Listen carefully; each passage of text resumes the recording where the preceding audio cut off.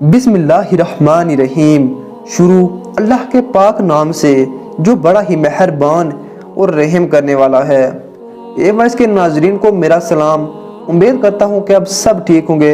معزز ناظرین کرام، مسجد اقصی اسلام کی 3 مقدس مقام میں سے ایک ہے جس کی طرف سفر کرنا بھی اجر و ثواب کا کام ہے۔ مسجد اقصی اپنے آپ میں ایک مکمل تعمیری تاریخ رکھتی ہے جس کا تعلق قوموں کے عروج اور زوال اور پیغمبروں کے مبعوث ہونے سے ہے۔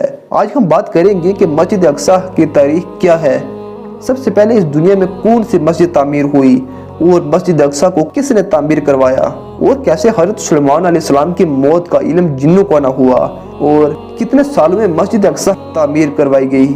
ان تمام سوالوں کے جواب آج کی ویڈیو میں ہم دیں گے۔ ویڈیو میں آگے بڑھنے سے پہلے چینل کو سبسکرائب اور لائک ضرور کریں۔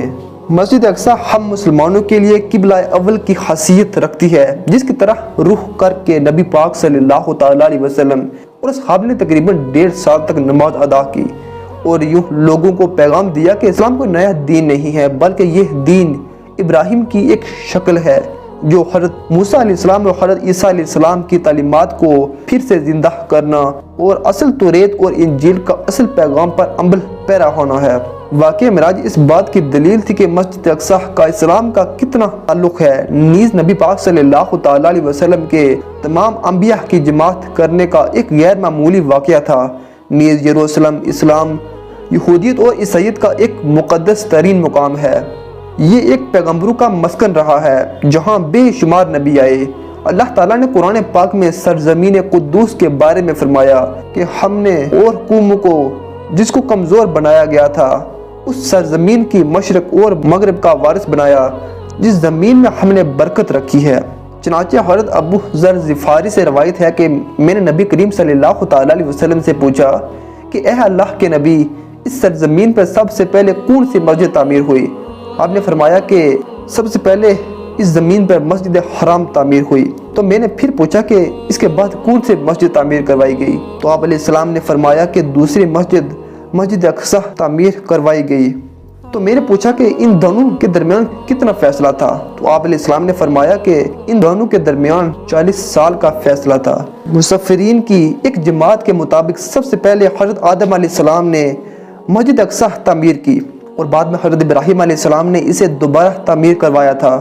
روایات کے مطابق اللہ تعالیٰ نے حضرت جبرائیل علیہ السلام کو خصوصی طور پر حضرت آدم علیہ السلام کے پاس بھیجا اور حکم دیا کہ مسجد اقصی اور مسجد حرام کی تعمیر کرو۔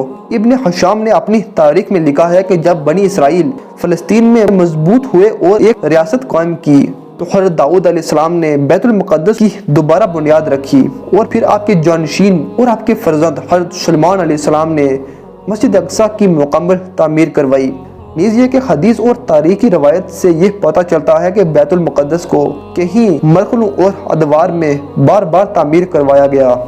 مسجد اقصی کی مکمل تعمیر حضرت سلیمان علیہ السلام کے دور میں ہوئی، جس کی تائید نہ صرف اسلام بلکہ اسرائیلی روایتوں میں بھی ملتی ہے۔ سلیمان علیہ السلام اللہ کے جلیل و قدر پیغمبر تھے۔ آپ کی سلطنت مشرق سے لے کر مغرب تک تھی اور انسانوں کے ساتھ ساتھ چرند و پرند جانور اور جنات پر بھی آپ حکومت کیا کرتے تھے۔ جنات آپ کے تابع اور فرما بردار تھے۔ اللہ تعالیٰ نے جنات کو آپ کے تابع کر دیا تھا جو حکومتی امور میں حضرت سلیمان علیہ السلام کی تعمیل کیا کرتے تھے اور بڑے کام سر انجام دیتے۔ لہذا مسجد اقصی کی تعمیری کام میں جنات کو بھی لگایا گیا۔ اس مسجد کی تعمیر آپ کے بادشاہ بننے سے ہی شروع ہو گئی تھی اور تقریباً 40 سال میں مسجد کی تعمیر مکمل کی گئی۔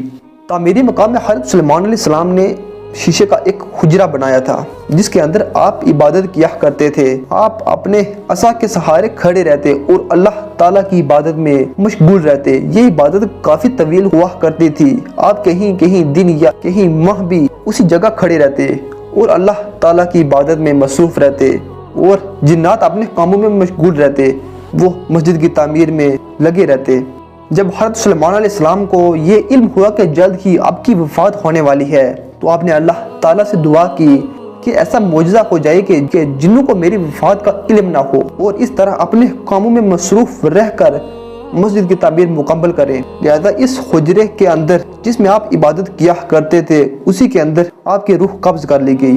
اس عصا کی بدولت آپ کا جسم مبارک ویسا کا ویسا ہی کھڑا رہا اور جنات یہ سمجھتے رہے کہ آپ عبادت میں مشغول ہیں۔ دراصل پیغمبروں کے جسم مبارک کبھی سڑتے نہیں ہیں، ان کے جسم کو مٹی نہیں کھاتی۔ جو بھی نبی اپنی قبروں میں زندہ ہے ان کے جسم مبارک ویسے ہی ہیں۔ اس طرح حضرت سلیمان علیہ السلام کی موت کے کئی سالوں بعد آپ کا جسم اس عصا سے کھڑا رہا۔ آخر جب اس عصا کو دیمک کھانے لگا اور آپ کا جسم مبارک نیچے کی طرف جھکنے لگا، تب جنات کو معلوم ہوا کہ آپ کی روح قبض کر لی گئی ہے اور آپ کی موت واقع ہو گئی ہے۔ اس واقعے کو اللہ تعالیٰ نے سورہ سبا میں یوں بیان فرمایا ہے کہ پھر جب ہم نے ان کو موت کا حکم بھیجا تو جنوں کو ان کی موت کا علم نہ ہوا، مگر زمین کی دیمک ان کی عصا کھاتی رہی، اور جب سلیمان زمین پر آئے تو جنوں پر حقیقت کھل گئی۔ اللہ تعالیٰ سے دعا ہے کہ ہمیں گناہوں سے بچنے اور نیک کام کرنے کی توفیق عطا فرمائے۔ مجھے دیجیے اجازت، اگلی ویڈیو میں ملاقات ہوگی۔